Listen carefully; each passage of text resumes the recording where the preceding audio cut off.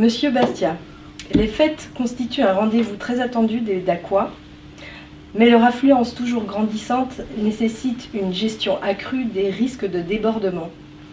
D'après vous, comment conserver leur aspect culturel et festif tout en garantissant la sécurité de tous?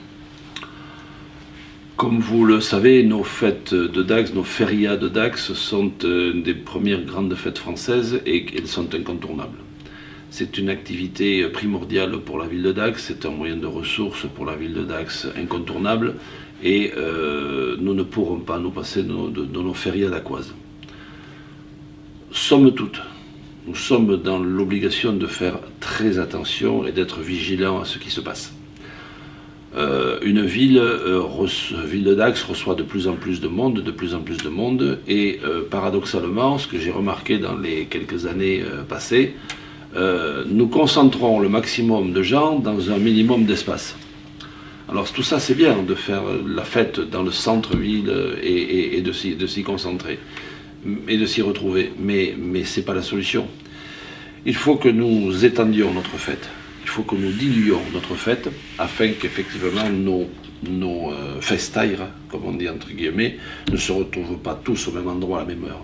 Donc nous allons impérativement débloquer de la feria sur le côté du Cassourat, sur le côté de Saint-Pierre, sur le côté du Sablar chez Loustalo, ex-Loustalo, parce que c'était un endroit mythique, etc.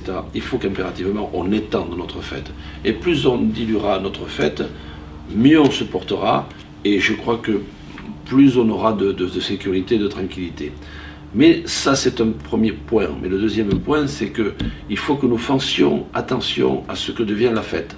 La fête de jour est devenue une fête magnifique, où toutes les générations confondues de 7 à 97 ans s'y retrouvent, se croisent, échangent. Les savoirs et les habitudes et les us et coutumes se transposent. C'est formidable. Jusqu'à minuit, la fête est toujours franchement très sympathique, très belle, etc. Après, elle devient inquiétante. Elle devient inquiétante, notamment chez nos jeunes, nos très jeunes même, filles et garçons, et c'est là où nous devons être vigilants. C'est là où nous allons mettre quelques barrières à ne pas dépasser.